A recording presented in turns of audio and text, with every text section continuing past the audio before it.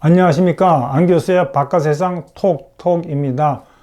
미국과 중국 두 나라가 군사적인 격돌을 향해서 한 걸음 한 걸음 나아가고 있는 것 같습니다.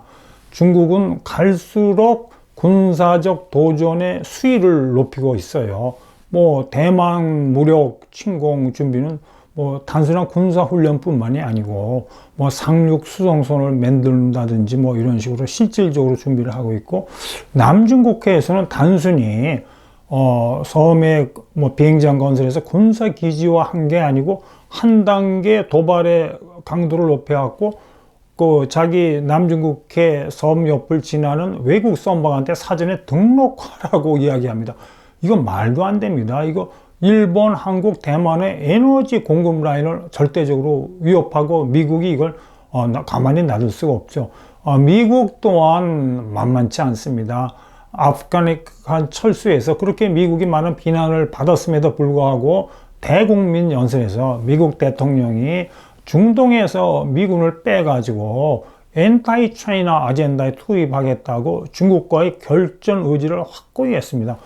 얼마 전에 이제 미국 대통령이 시진핑 주석한테 전화를 한 걸 보고 일부 국내 신문들은 미국이 이제 고개를 숙이는 게 아니냐. 특히 미국 대통령이 원 차이나 폴리시를 지지하겠다고 시 주석이 말했다고 보도하고 있습니다. 그러니까 이게 뭔가 베이징이 좀 잘 되고 워싱턴이 뒷걸음치는 것처럼 느껴지잖아요. 그런데 이럴 경우 항상 중국 보도만 보는 게 아니고 미국의 화이트 하우스 백악관의 홈페이지를 들어가 봐야 됩니다. 거기 이제 뉴스 브리프가 딱 나오는데 저 사진에서 보는 식으로 너무 간단해요. 그러면서 광범위한 분야에서 openly and straightforwardly 이야기했다.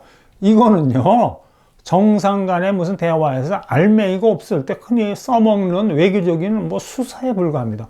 그러면서 제가 짧은 문장이지만 눈여겨둔 게 두 가지 포인트가 있는데, 미중 간의 컴페티션이 컨플릭트로 비화되지 않도록 두 나라 지도자가 책임을 계속 강조하고요. 굉장히 중요한 포인트는 make it clear. 딱 이걸 분명히 하겠다. 미국 대통령이 먼저 전화를 건 이유는 미중 간의 패권 전쟁이 악화되지 않도록 responsibly manage, 책임 있게 관리하기 위해서 전화했다고 딱 못을 박는데, 이거 영어가 좀 그렇잖아요. 근데 쉽게 설명하면 중국이 날뛰는 걸 좌시하지 않겠다는 겁니다. 그러니까 전혀 미국이 중국에 대해서 뒷걸음칠 생각이 없는 겁니다. 그 다음에 이제 원 차이나 폴리시는 지금 베이징과 워싱턴이 동상이몽을 하고 있습니다. 미국의 원 차이나 폴리시를 그냥 계속 지지한다는 뜻은 언제고 대만이 평화롭게 차이나에 병합되는 거를 말하는 거지, 지금 베이징이 생각하듯이 인민해방군이 대만을 무력 점령하더라도 미국이 방관한다는 뜻이 아니고 미국이 대만에 대한 방위 의지는 확고합니다.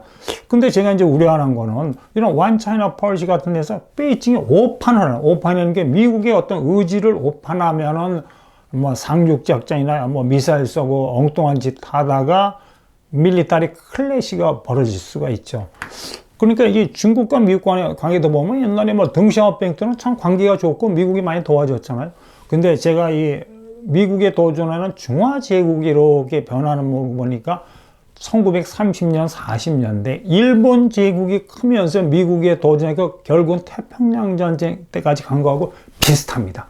거의 비슷하게 움직이고 있어요. 아주 흥미로운 주제인데, 저 사진에서 보듯이 미국과 두 제국 간의 관계는 5단계로 변하더라고요. 첫 단계는 우호 단계, 두 번째는 경제협력 단계, 세 번째는 이제 상대 일본 제국과 중국의 군사적으로 팽창하고, 그러니까 미국이 그걸 불만스럽게 생각하고 거기다 좀 압박을 가하는 갈등 단계, 마지막 단계가 밀리터리 클래시, 해전인데, 우선 일본이 클 때 미국하고 영국이 전폭적으로 지지해 줬어요. 그건 뭐냐면 이 러시아를 견제하기 위해서죠.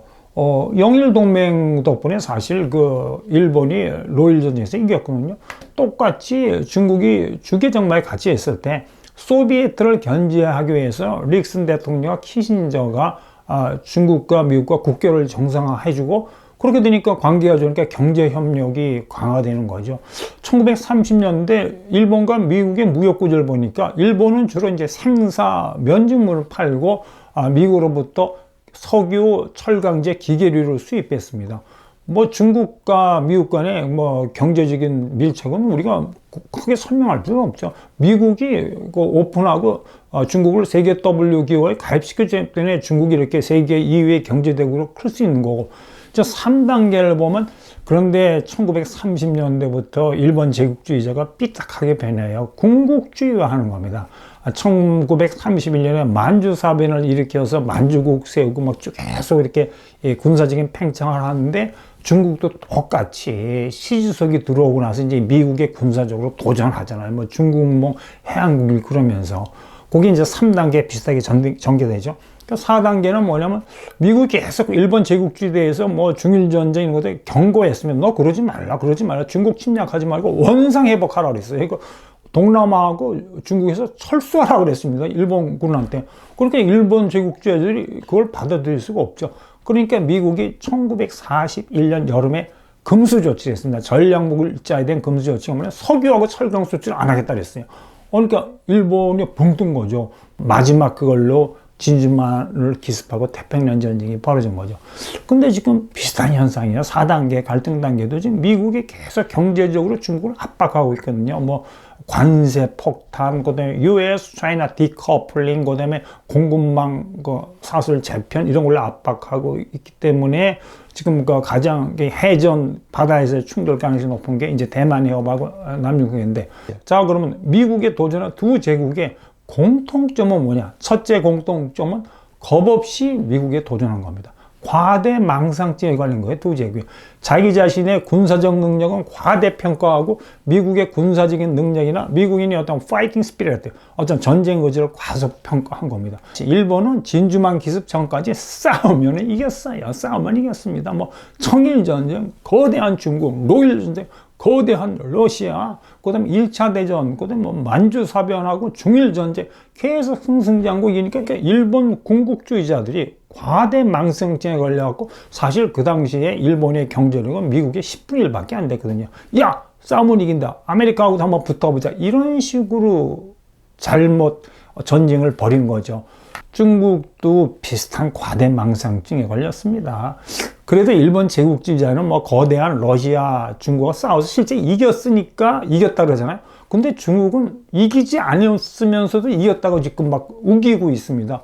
그 역사 왜곡이 좀 정도가 심하죠. 우리 6.25 전쟁 때 대한민국 침략한 거 있잖아. 이거는 뭐 미 침략의 한거에서 북조선을 좋아 승리했다 그러면 승리한 항미 원조 전쟁이라고 역사 왜곡을 심하게 하고, 두 번째 이제 그 중국이 겁없이 미국에 도전하고 약간 좀 그런 게 뭐냐면, 지금 현재 중국의 경제력 수준이 미국의 3분의 2 수준인데, 많은 중국뿐만이 아니고 많은 세계 경제 전문 기관들이 이 추세로 나가면 2030년에는 미 경제를 추월한다 그래요.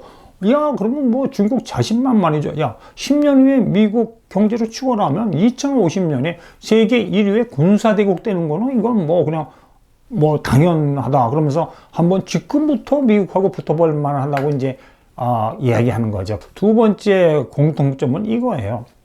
그 프랑스와 페루라고 프랑스의 유명한 그 학자가 주장하는 이론인데, 어느 나라가 민주주의로 가느냐 무슨 군국주의로 가느냐는 일사불란하게 모든 엘리트들이 100% 의견이 있어서 가는 게 아니고, 두 가지 종류의 엘리트, 즉 온건 파워 엘리트와 강경한 파워 엘리트 간의 파워 게임에 의해서 결정된다고 합니다. 근데 1930년대에 일본이 군국주의로 갈 때 일본 정계나 일본 군부 내에서도 온건한 파워 엘리트들이 있었어요. 그래갖고 막 군국주의로 치달는 거를 막으려고 그랬거든요. 그런데 이 온건한 파워 엘리트들을 군국주의자들이 다 제거해 버렸습니다. 그 유명한 게 1932년에 일본 해군이 그 초급 장교들이 일본 수상을 싹 제거했어요. 왜냐하면 해군에서를 감축하려고 한다고. 그러니까 1936년 4년 후에는 해군이 날 때니까 또 육군 초급 장교만 육군 장군도 아니에요. 초급 장교들이 진짜 도쿄에서 구테타를 이렇게 하고 한 1,500명 병력을 동원해 갖고 그다음 군비를 축소하고자 하는 이제 국방비 예산을 줄이고자 하는 일본의 대장성 대신 우리나라 예산권을 가지고 재무부 장관, 기획원 장관, 재경부 장관 비슷한 장관을 이렇게 하고 그다음에 또 온건파 군부 지도자인 육군 교육총관 전직 해군 대장을 싹 제거했어요. 이런 식으로 막 날뛰니까 온건하고 합리적인 생각하던 파워 엘리트들이 말을 못하고 그냥 강경 일본도로 가다가 결국 미국과 붙어서 나라를 말아먹지 않았습니까? 중화인민공화국도 자세히 보면은 그런 것 같아요. 도강양해를 주장한 덩샤오핑 장점이 후진타오는 온건한 파워 엘리트로 그냥 개혁 개방으로 가려고 그러는데 마오이즘을 주장한 시진핑을 약간 강경한 파워 엘리트로 이제 중국을 이렇게 강경도 일본으로 몰고 가는데 문제는 민주적인 정치 체제면 이게 견제가 가능한데 어떤 공산주의 정치 체제에서는 이게 견제가 안 되니까 그냥 막가파로 미국하고 도전하고 있는 겁니다. 그 다음 또 특징은 옛날에 일본 제국주의나 지금 중화인민공화국이나 미국 본토를 공격하겠다는 건 아니에요. 캘리포니아나 워싱턴하고 군대문에 싸우겠다는 게 아니고 단지 태평양을 나눠 갖자는 겁니다. 태평양. 이건 시주석이 진짜 이야기했어요. 야, 태평양은 너무 크니까 미국하고 차이나가 나눠 갖자. 그런 게 얘기하는데 이것도 과거 일본 제국주의자하고 비슷하죠. 일본 제국주의자들이 진주만을 기습한 이유는 진주만에 있는 미국의 태평양 함대를 초토화시키면은 한 몇 년 동안은 미 해군이 태평양에서 본격적인 활동을 못하고 그때 절대 방위선이라는 걸 절대 국방선이라는 걸 맹기라 가지고 인도네시아 인도차이나 중국 같은 거를 자기 어떤 세력 아래 놓으려고 그랬죠. 똑같이 지금 중국도 주장하는 게 제2도련성 9단선 아닙니까? 어느 태평양에 일정 선을 그어가지고 특히 9단선은 남중국의 인도네시아 코앞까지 자기 바다라고 주장하면서 이거는 중국의 영향력이니까 여기서 미 해군의 영향력을 배제하려고 합니다. 목적은 똑같아요. 일본 제국이나 중국 제국이나 서태평양 지역을 자기 영향권에 놓고 미 해군은 미국의 군사력을 배제하려는 게 이게 공통점이고 또 아까 말씀드린 이렇게 남중국계 대만 해협에서 이렇게 막 붙으려는데 제가 생각하기에는 확실히 전쟁을 계속 강조하는 전쟁은 하지만 밀리터리 클래시 지역적인 군사적인 격돌은 일어날 것 같은데 이럴 때 미국이나 중국이나 상대방의 군사적인 도전 의지 콧대를 팍 꺾으려고 그러는 거죠. 요게 가장 역사적으로 좋은 예는 1939년에 일본 제국주의자하고 소련하고 노몽하는 데서 국경에서 전투가 벌어졌습니다. 그때 일본 제국주의자는 소련을 우습게 봤죠. 노일 전쟁에서 이겼잖아요. 근데 결과적으로 소련의 기갑부대한테 완전히 일본 제국주의 군대가 참패했어요. 그렇기 때문에 진주만을 기습하기 전에 일본 애들이 항상 얘기하는 어전회의죠. 일본 왕 앞에서 한 군사회의에서 북방파하고 남방파가 있었답니다. 야, 러시아로 들어가자. 지금 소련으로 들어가자. 지금 히틀러가 러시아 거의 다 먹었으니까 우리가 이쪽에서 들어가면 사이베리아는 거저 먹는다 하는 파가 있었고 남방파는 야, 인도네시아나 이쪽에서 자원을 확보해야 된다고 했는데 노망한 전투에서의 쓰라린 교훈 때문에 결국 남방파가 정치적으로 이겼다는 겁니다. 방송이나 의회 보고서 보면 진짜 중국에 한번 붙어갖고 군사적으로 붙어갖고 콧대를 꺾으려고 하는데 미국이 가장 바라는 시나리오는 인민해방군이 쫄랑쫄랑 대만 해협을 건너려고 들어서는 거죠. 그럼 미국으로서는 최상의 시나리오입니다. 중국의 콧대를 꺾는. 인민해방군이 바로 코앞에 있는 금문도를 점령해도 제가 생각에 미국이 그냥 놔둘 거예요. 조금 나오면 공해 아닙니까? 그래도 미국이 그냥 놔둘 겁니다. 인민해방군의 공해. 근데 제가 빨간 선으로 표시한 걸 넣으면 대만의 영해로 들어오거든요. 인민해방군이. 그때 미군이 그냥 거의 초토화시킬 거예요. 미사일 잠수함, 왜 그러냐면 지금 아까 말씀드렸죠. 중국이나 미국이나 본토 공격하는 거는 서로 너무 부담스럽거든요.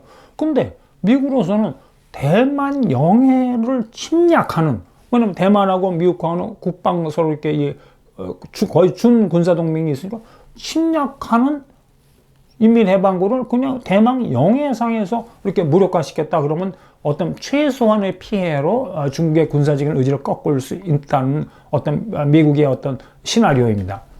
자, 그 다음에 두 번째 공통점은 뭐 아까 말씀드린 식으로 이제 무역 의존도가 높죠. 특히 석유가 아킬레스건입니다.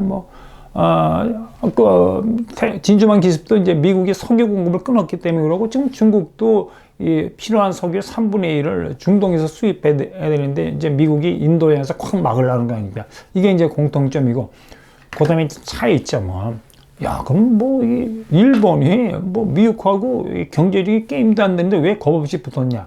그때 동맹을 맺었어요. 그 당시에 일본이 진주만을 기습할 때 세계 지도를 보면 유럽은 거의 나치가 휩쓸고 있었습니다. 영국 하나 점령 안 당하고 위에 노르웨이에서부터 뭐 이탈리 그다음에 이 동부전선의 러시아를 거의 뭐 저쪽까지 다 먹었거든요. 근데 스페인 하는데 스페인은 파시스트입니다. 나치하고 똑같은 계열의 국가거든요.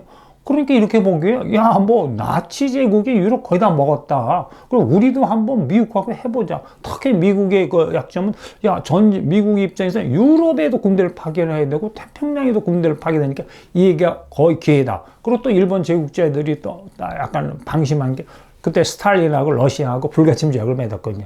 야, 스탈린 믿으면 안 되죠. 일본 제국주의자 믿으면 안 되는 식으로. 근데 이제 지금의 그 중화인민공화국은 외로운 늑대입니다. 거의 전 세계 모든 나라가 엔타이 차이나 아잔다에 참가하기 때문에 이게 이제 두 제국의 차이점이고, 두 번째 차이점은 해군력이죠. 결국은 바다에서 붙으면 해군력인데 이건 해군력을 평가할 때는 양적인 면, 질적인 면에서 보이는데 우선 양적인 면에서 보면 놀랍게도 개전 초기에 일본 해군의 해군력이 미 태평양 함대 해군력하고 비슷했어요. 항공모함 보면 일본은 10척이었는데 미국은 9척이었거든요. 근데 미국 9척인데 항공모함 중 일부는 대서양으로 보내야 되거든요. 그리고 또 일본 항공모함이 최신의 항공모함이었어요. 기술이 더 앞선 항공모함이었어요. 그다음에 전함은 미국이 조금 많았고 군함도 뭐 일본이 뒤지 않고 이 정도로 거의 비등한 거니까 해전은 한번 해볼 만하다고 일본 제국주의들이 붙은 거고. 근데 이제 지금 중국 해군하고 이제 미국 해군에 비교하면 뭐 항공모함은 미국이 11척인데 중국 2대 맹기로 지금 세 번째 항공모함을 이렇게 건조하려고 쭉 내역을 보면 옛날 그 일본 제국주의자들이 가졌던 해군력하고 지금 현재 중국 인민해방군의 해군력은 미국하고 게임이 안 되죠. 그 다음에 이제 일본 해군은 정적적으로 도와준 나라가 있는 게 뭐냐면 대영 제국이었습니다. 영일동맹에 의해서 일본 해군이 크는 거 기술 이전도 다 해주고 항공모함 맹기는 것에서 뭐 배도 지어주고 다 도와줬어요. 세계 최강의 영국 해군이 일본 해군을 도와준 겁니다. 근데 중국 해군은 독학입니다. 독학. 그나마 도와주는 게 한 번도 해양 강국이 되어본 적이 없는 러시아 기술에 무슨 랴오링 항공모함 맹기는 거, 함재기 맹기는 거 이렇게 의존하였거든요. 저 사진에 보이는 게 이제 랴오링 항공모함에 있는 함재기 J-15인데 저게 수호이 34 러시아 함재기 이렇게 좀 베끼다가 러시아하고 이 마찰에 있어갖고 그냥 거의 이렇게 뭐 카피 짝퉁으로 맹긴 거고, 또 뭐 미국의 F-35 이 스텔스 함재기 맹기니까 우리도 맹기겠다고 선양 FC-30이라고 맹기라는데 전문가들에게만 저거 뭐 시험 비행하고 완성되려면 한 5년, 10년 걸릴 거라고 얘기합니다. 그러니까 자, 그러면 이제 여러분하고 같이 한번 생각해 볼게요. 야, 그럼 겁없이 미국에 도전한 중화제국의 앞날은 저는 이제 중국몽 이제 베이징이 강조한 4가지 형태의 중국몽이 있다고 봅니다. 그러니까 꽃핀 중국몽이죠. 활짝 핀 거죠. 경제적으로 중국이 자기들이 원하는데 연 6% 성장을 계속 하고요. 경제력이 계속 커지고, 그럼 미국을 앞서고요. 그 다음에 이제 군사적으로도 뭐 양적으로나 질적으로 굉장히 고도화시키고, 뭐 사회적으로도 중국 14억 인민이 중국 공산당에 똘똘 뭉치는 거죠. 그러면 이제 뭐 중국이 꼬시고 성공하는 중국몽이고, 이제 미국은 2등으로 밀는 거죠. 근데 두 번째 시나리오는 이제 무너지는 중국몽입니다. 앞에 꼽힌 중국몽은 미국이 그냥 바보같이 그냥 가만히 있고 미국 기업이 투자하고 기술 준 거를 가정한 건데, 지금 보다시피 미국이 그러지 않고 미국이 지금 완전 초강경으로 나오고 있지 않습니까? 그러니까 뭐 중국 경제를 계속 압박하면 중국이 6% 이상 성장을 못할 것 같아요. 제가 보기에 특히 중국도 고령화 사회에 가고 대개 이게 경제가 발전하면 성장률이 떨어집니다. 2 내지 3%로 떨어지거든요. 중국도 예외가 될 수 없어요. 그러면 소련식 군부 팽창에 덫에 걸리는 거죠. 미국이 지금 이거를 노리겠습니다. 뭐 미국 국방장관이나 미 의회가 한번 군비 팍팍 내리겠다는 겁니다. 중국하고 군부 팽창 해보자는 건데, 제가 한번 어떻게 이제 중국이 구소련식으로 미국과의 군비 경쟁에서 이렇게 붕괴되느냐를 한번 숫자를 가지고 분석을 해봤습니다. 중국의 국방비가 한 2천억 불, 미국의 국방비가 7천억 불 수준이거든요. 그러면 이론상 이제 중국이 미국을 군사적으로 때려잡으려면 미국만큼 국방비를 써야 돼요. 근데 지금 미국이 연 2 내지 3% 국방비를 늘리면은 중국은 7 내지 10%로 급격하게 국방비를 늘려야 됩니다. 근데 중국이 만약에 연 6% 이하로 성장을 하면, 뭐 3이나 4% 성장을 하면, 이렇게 계산해 보니까 2050년 가면 중국의 GDP 대 국방비 비중이 한 4 내지 6% 되더라고요. 그러면 중국 경제가 못 견디고 소련식으로 이제 몰락할 수 있고. 근데 해군력이 문제인 게, 해군력은 결국은 산업 생산력이고 기술력이거든요. 근데 딱 하나 제가 이 통계만 보여드리면, 태평양전 개전 초에 일본 해군력이나 중국 해군력이 비슷하다고 하지 않습니까? 끝날 때 1940년 끝날 때 뭐 미국 해군은 16만 톤에서 함정 톤수는 450만 톤을 들입니다. 항공모함은 28척이 돼요. 28. 근데 일본은 다 갈아앉고 겨우 6척. 그것도 제대로 된 항공모함이 아니기 때문에, 이거를 지금 미중 관계 해군력 강화에 비교하면 이렇습니다. 중국은 펄떡벌떡 뛰면서 해군력을 이렇게 강화시키고 있는데, 미국은 지금 어슬렁어슬렁 걸어가고 있거든요. 중국 해군을 견제해야 되겠어? 우리도 해군력을 강화해야 되겠다. 미국은 이렇게 국방력을 강화시키면 해군력 격차가 커지는 거죠. 과거 일본 제국과 미국에서 보듯이. 그다음에 그 다음 신화는 사쿠라 중국몽입니다. 사쿠라라는 게 이제 일본형 중국몽이라는 뜻이죠. 지금 일본 제국자들이 진주만을 기습한 이유는 딱 하나입니다. 태평양 항대를 괴멸시키면은 이거를 복구하는데 미국이 2년 걸리거든요. 2년. 그러니까 2년 사이에 태평양의 반을 먹고 절대 국방권을 확보하고, 그 다음에 미국하고 타협하자 그랬거든요. 타협이라는 게 뭐냐면, 이 절대 국방권 아래는 뭐 이 재팬이다 그냥 갖는 거죠. 뭐 차이나 뭐 동남아 이런 식으로. 똑같은 꿈을 지금 중국이 갖고 있는 것 같아요. 이 서태평양을 중화제국 그늘, 그러니까 대만 해협 이쪽, 그 다음에 뭐 동남아 일대를 중화제국 그늘에 넣고 남중국의 군사 요새하고 확 해군력을 강하고 등폭 미사일로 방위 시스템을 마련하면 미국이 포기하고 거기서 미 해군을 몰아내는 거죠. 미 해군이 다시 힘을 되찾는데 2년 걸릴 줄 알지 않습니까? 그런데 무슨 말입니까? 1941년 12월에 진주만 기습했는데, 그 다음에 6월에 미드회의에서 일본의 최신의 항공모함 4척에 깡그리 가라앉았어요. 제일 좋은 항공모함이요. 그러니까 6개월 만에 일본 해군이 미국한테 그냥 작살이 나고 초토화된 겁니다. 그런 측면에서 볼 때 저는 절대로 미국이 뭐 중국이 야무진 꿈대로 무슨 뭐 9단선, 제2도선에서 인정해주고 서태평양 밖으로 하는데 나가라는 그런 거를 미국이 받아들일 수 없죠. 이유는 간단합니다. 그걸 받아들이면 미국 캘리포니아 본토가 위협받기 때문입니다. 자, 그래서 이제 제가 생각하기에는 미국과 중국이 좀 이렇게 뭐 합리적으로 이성적으로 행동했으면 좋겠는데, 지금 설명드린 것 같이 그럴 것 같지 않아요. 지금 뭐 막장들마로 달려가고 있는데, 어차피 밀리터리 클래시가 일어난다면 제일 가능성 있는 데가 대만 해협이고 남중국인데, 최소한의 밀리터리 클래시. 최소한인가 제가 말하는 게 함포 몇 발 쏘는 것도 밀리터리 클래시거든요. 해갖고 빨리 차이나가 값진 교훈을 얻어가지고 팍스 아메리카 체제 속에서, 세계 자유무역 체제 속에서 이제 개방하고 민주화하면서 이제 미국도 잘 살고 중국도 2등 국가라서 군사적인 도전 안 하고 잘 지내는 거죠. 자, 오늘 여기까지 하겠습니다. 여러분 오늘 하루 원더클랩쇼.